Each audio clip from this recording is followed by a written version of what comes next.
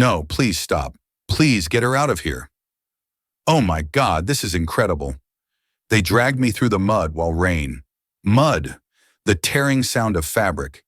Get her out, someone shrieked. She's ruining the atmosphere.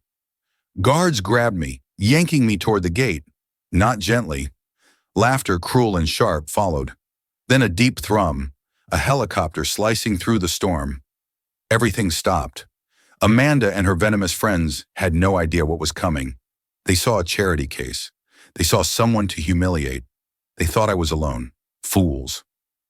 What they didn't see, the quiet kindness I showed the catering woman earlier, a shared cigarette, a whispered confidence. That small act, a flicker of humanity, was about to ignite a fire they couldn't control. They have no idea how her quiet kindness will change everything. And to miss what happens when karma arrives in style. And if you love stories about justice and unexpected twists, hit that subscribe button right now. Let's begin. I should have known something was wrong the moment I opened that invitation. It was expensive. Thick cream cardstock with gold embossed lettering. Amanda's birthday party. My childhood best friend. The girl I used to share secrets with under blanket forts. The one who knew all my dreams. We hadn't spoken much in the past few years. Life had taken us in different directions. Or so I thought. But seeing that invitation made my heart warm. Maybe she wanted to reconnect. Maybe she missed our friendship as much as I did. I told Benjamin about it over breakfast.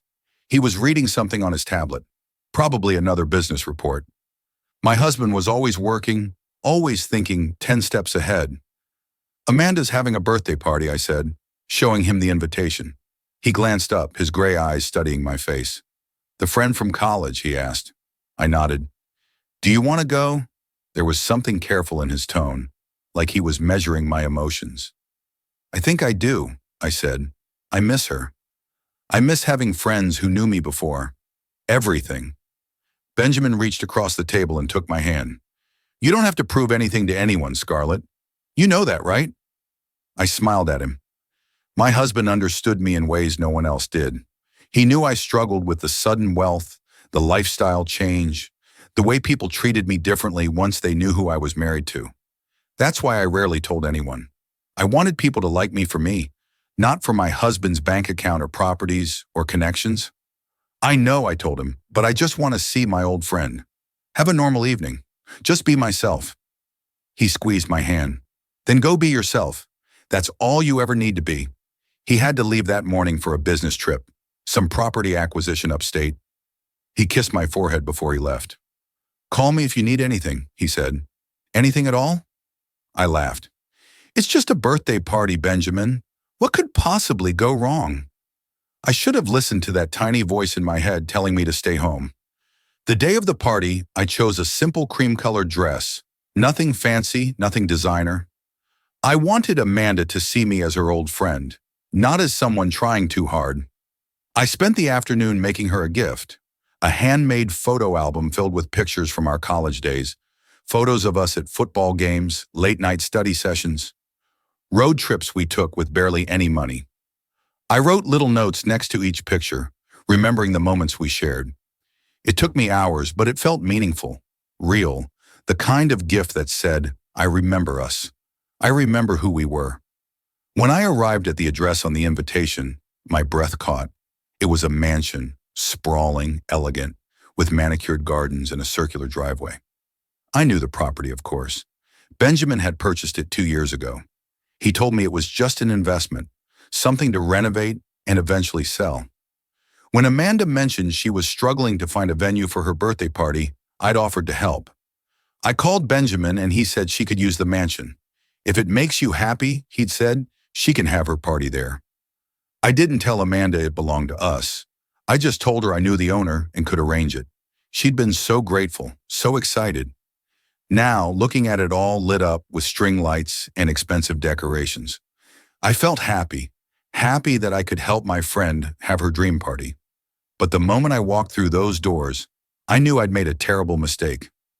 Amanda greeted me at the entrance, but her smile didn't reach her eyes. Scarlett, she said, her voice cool, you actually came.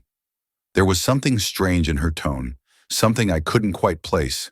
Behind her, I could see other guests, Women in designer gowns, men in expensive suits. Everyone looked like they'd stepped out of a fashion magazine. And there I was in my simple cream dress and minimal jewelry. Of course I came, I said, trying to sound cheerful. Happy birthday, Amanda. I held out the gift I'd made. She took it without really looking at it, handing it off to someone behind her like it was an afterthought. Come in, she said, but she didn't sound welcoming. She sounded inconvenienced. Inside, the mansion was transformed. Crystal chandeliers sparkled above, champagne flowed freely, and a live band played in the corner. It was beautiful, elegant, and I immediately felt out of place. Women in shimmering white gowns and glittering gold dresses turned to stare at me. I heard whispers, saw the looks. One woman, tall, blonde, wearing a dress that probably cost more than most people's monthly rent, walked up to Amanda. "Who's this?" she asked, looking me up and down like I was something stuck to her shoe. "This is Scarlett," Amanda said, "an old friend from college." The blonde woman, I later learned her name was Jessica, smiled, but it wasn't kind. "How quaint," she said. Then she turned back to Amanda, effectively dismissing me. I stood there, awkward and uncertain. Amanda gestured vaguely toward the back of the house. "Why don't you go outside to the patio?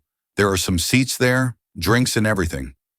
Outside, the party was clearly inside. The music, the people, the food, everything was happening in the main rooms. But I didn't want to cause a scene. So I nodded and made my way through the crowd, feeling everyone's eyes on me. I heard someone laugh, heard someone whisper, "Is she serious with that dress?" My cheeks burned, but I kept walking. The patio was nice enough. Outdoor furniture, some heat lamps, but it was separate from the main party. Through the floor-to-ceiling windows, I could see everyone inside laughing, dancing, enjoying themselves. And I was outside, alone. Well, not completely alone. There was an elderly woman sitting on one of the chairs taking a break. She was wearing a catering uniform. She smiled at me kindly. "They got you out here too?" she asked. I tried to smile back. "I guess so." I sat down, trying to convince myself it was fine. Maybe Amanda just wanted me to have some quiet space. Maybe she thought I'd be more comfortable out here. But deep down, I knew the truth. I'd been relegated, pushed aside, made to feel less than. It got worse. Jessica, the blonde in the expensive white gown, came outside after about 20 minutes. She had another woman with her, Brenda, wearing a stunning gold dress. They were both holding champagne glasses and looking at me with expressions that made my stomach turn. "So," Jessica said, sitting down across from me without being invited. "Scarlett, was it? How do you know Amanda again?" "We went to college together," I said quietly. "We were roommates freshman year." Brenda laughed, a sharp cutting sound. "Call, right. So what do you do now? Still studying?" There was mockery in her voice. "I work with children's literacy programs," I said. "I help run a charity foundation." It was true. I did run a foundation, one that Benjamin and I had started together, but I didn't mention that part. "A charity," Jessica repeated, exchanging a look with Brenda. "How sweet. So you're like poor." The word hung in the air like an insult. I felt my face flush. "I'm comfortable," I said carefully. "That's not really." But Jessica cut me off. "It's just that everyone here, we're all doing pretty well. Amanda's friends are all successful, lawyers, doctors, business owners. It's nice that she still remembers her humble roots." The message was clear. I didn't belong here. I wasn't good enough, successful enough, rich enough. Before I could respond, another woman joined them. Christine, wearing a beautiful peach designer dress. She was carrying a champagne glass, and as she walked toward our table, she accidentally stumbled. Champagne splashed all over my dress. I gasped, jumping up. The cold liquid soaked through the fabric, and I could smell the alcohol. "Oh my God," Christine said, but she was smiling. "I'm so clumsy. Sorry about that." She didn't sound sorry at all. Jessica and Brenda were laughing behind their hands. I stood there wet and humiliated as they walked away, still giggling. Through the window, I could see Amanda watching. Our eyes met for just a moment. I hoped she might come out and check on me, ask if I was okay, but she just turned away and continued talking to her guests. That's when I realized the horrible truth. This wasn't an accident. This wasn't a misunderstanding. I had been invited here to be humiliated. The rain started about an hour later. At first, it was just a light drizzle, but it quickly became heavier. I was still outside on the patio, and while there was an overhang, the wind was blowing the rain sideways. I was getting wet, cold, and my champagne-stained dress was clinging to me uncomfortably. I knocked on the glass door, trying to get someone's attention. I could see everyone inside, warm and dry, having the time of their lives. Jessica saw me knocking. She walked right up to the door, looked me dead in the eye, and pulled the curtain closed. My heart sank, and I knocked again harder this time. Finally, Christine opened the door, just a crack. "Yes," she said, as if I were a stranger. "Can I come inside?" I asked, hating how small my voice sounded. "It's raining and I'm getting soaked." She looked me up and down, then shrugged. "The party's kind of full right now. Maybe it's better if you just wait out here, or you could leave. No one would mind." She closed the door in my face. I stood there in the rain, shock and hurt washing over me in waves. This couldn't be real. This couldn't be happening. Amanda, my friend, my college roommate, the girl I'd stayed up all night with during finals, the one I'd lent money to when she was broke, was letting this happen to me. She was letting her new friends treat me like garbage. I tried calling for a ride, but my phone was almost dead.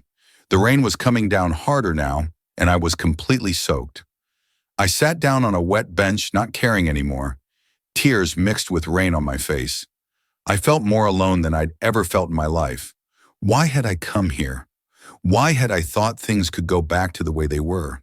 People change. Amanda had changed, and I was just a reminder of a past she wanted to forget. That's when things took a turn I never saw coming. Amanda suddenly came outside, but she wasn't alone. She had 2 security guards with her, large men in dark suits. "Scarlett," she said, and her voice was cold, hard, nothing like the girl I used to know. "I think it's time for you to leave." I stared at her, water dripping from my hair. "Amanda, please," I said. "What did I do? Why are you treating me like this?" She crossed her arms. "You don't fit in here. You're making my guests uncomfortable. This is a high-class event, and you're bringing down the atmosphere." "I'm your friend," I whispered. But even as I said it, I knew it wasn't true anymore. "We were friends," she corrected. "Past tense, people grow. They move on." "I've moved on, Scarlett. Maybe you should too." She nodded to the guards. "Escort her off the property." Now, before I could react, the guards grabbed my arms, not gently. They started dragging me toward the front gate. I tried to pull away, but their grips were iron. "Amanda, please," I called out, but she'd already gone back inside. The doors opened and I could see all her guests gathered there watching. They had their phones out. They were recording, laughing. Jessica was front and center, her phone aimed right at me. "This is going viral," she called out gleefully. I was being dragged through the rain, through mud puddles, my dress torn and filthy. I could hear their laughter following me. Someone shouted, "Goodbye, charity case." Someone else yelled, "Should have stayed home." I was crying openly now, not caring who saw. I'd never felt so small, so worthless, so completely and utterly humiliated. The guards were pulling me through the muddy driveway, and I couldn't even stand properly. My knees hit the ground more than once, and by the time we were halfway to the gate, I was covered in mud. This was it. This was the lowest point of my life. My friend had orchestrated my public humiliation, and dozens of people were filming it for their entertainment. Then I heard it, a sound that cut through the rain and the laughter, a deep thundering noise from above. The guards stopped, looking up. Everyone stopped. The sound grew louder, and suddenly everyone was staring at the sky. A helicopter flying low, circling the property. The wind from its rotors whipped the rain sideways and bent the trees. It was looking for a place to land. The guards released me, stepping back in confusion. I fell to my knees in the mud, too shocked to move. The helicopter descended into the large garden area, its lights blazing through the darkness. The party music had stopped. Everyone had come outside now, despite the rain, staring at this unexpected arrival. I heard Amanda's panicked voice. "What is this? Who authorized this?" "This is private property." The helicopter touched down, and for a moment everything was still. Then the door opened. Benjamin stepped out. My husband, tall, commanding, wearing a perfectly tailored gray suit that somehow didn't seem affected by the rain or wind. His security team followed, 3 men in dark professional attire. But Benjamin's eyes were scanning the scene, and when they found me kneeling in the mud, soaking wet, covered in filth, with tears streaming down my face, his entire expression changed. I'd never seen him look like that before. Cold, furious, dangerous. He strode toward me, and everyone instinctively moved out of his way. The guards who'd been dragging me looked terrified.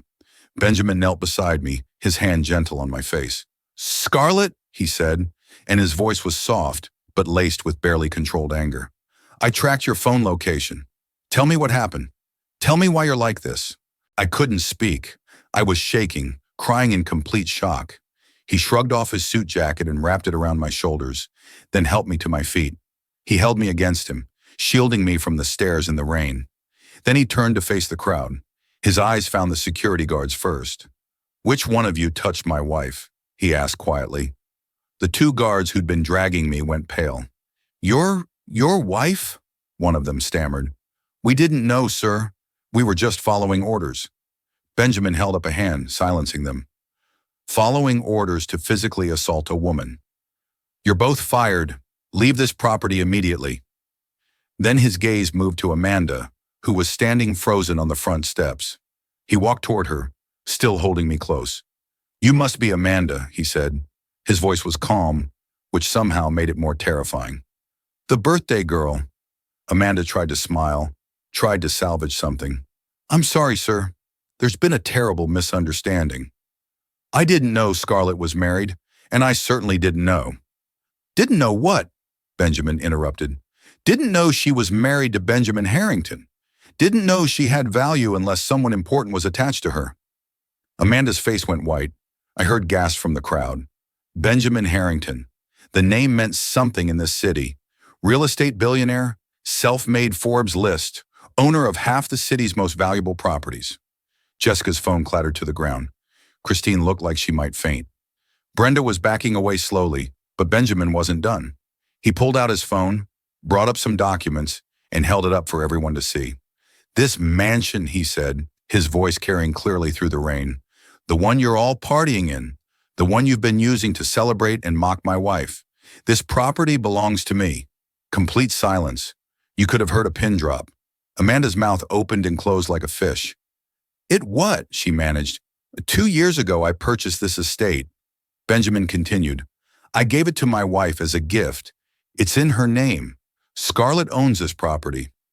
When she told me her friend needed a venue for a special birthday party, she asked if Amanda could use it.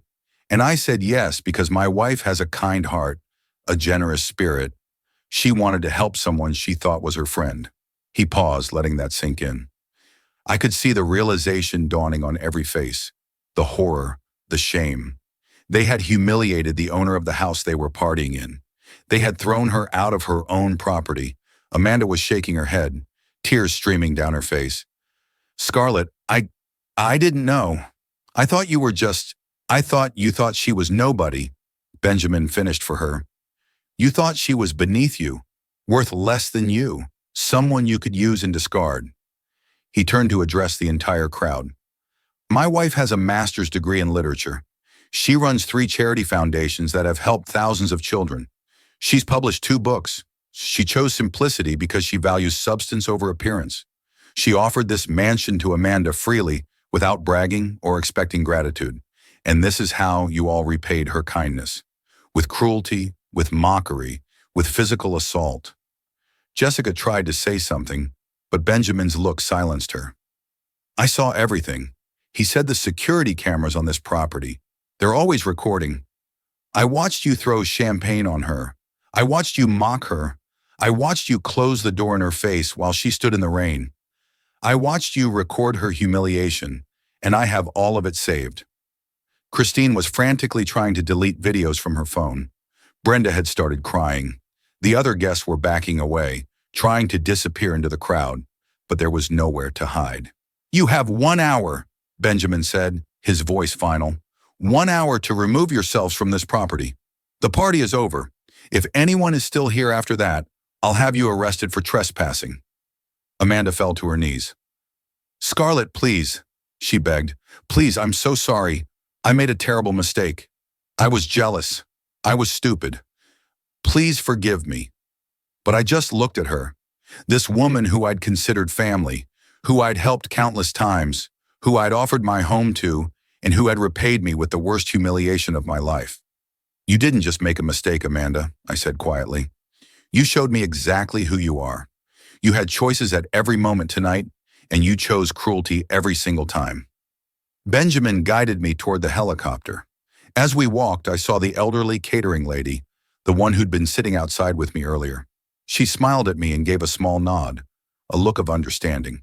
She'd seen everything she'd known, and somehow that small moment of human kindness meant more than anything else. Benjamin helped me into the helicopter, and as we lifted off, I looked down at the mansion below. People were scrambling, running to their cars, arguing with each other. Amanda was sitting on the steps, her head in her hands. Her perfect party had become a nightmare. "How did you know?" I asked Benjamin as we flew away. "How did you know to come?" He took my hand. "I always check the security feeds on our properties. Just a habit.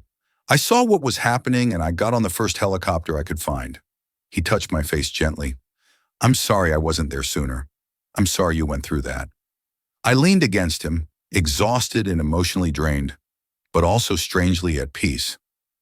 "You taught me something tonight," I told him. "What's that?" he asked. "That my value doesn't depend on other people seeing it. It exists whether they acknowledge it or not." He kissed the top of my head. "You've always known that, Scarlett. You just forgot for a moment, but you'll never forget again." He was right. I wouldn't. The next week was surreal. The story went viral. Not the version Jessica and Christine had wanted to post, but the real version. Someone at the party had recorded Benjamin's speech and posted it. The headlines read, "Woman humiliated at party, didn't know she owned the mansion." My phone exploded with messages. Amanda sent dozens of apology texts, long paragraphs of excuses and regret. I didn't respond. Jessica, Brenda, and Christine all deleted their social media accounts entirely, unable to face the backlash. But I didn't feel victorious. I just felt sad. Sad that friendship had meant so little. Sad that people could be so cruel. Benjamin surprised me with a quiet dinner at our real home, the penthouse. We actually lived in just the two of us. Simple food, soft music, no cameras, no crowds, no judgment. "You never have to prove yourself to anyone," he said again. "I know," I replied, and this time I really did know. Sometimes the people who should cherish you are the ones who test you most. I learned that true friends don't need proof of your worth. They see it naturally. And those who measure you by appearances, they reveal their own emptiness. Karma doesn't always arrive in a helicopter, but when it does, it's unforgettable. If this story resonated with you, do me a favor. Hit that like button and subscribe for more real talk stories. Share this with someone who needs the reminder that your value isn't determined by others' opinions. Drop a comment telling me, have you ever been underestimated by someone only to prove them wrong? I read every single one.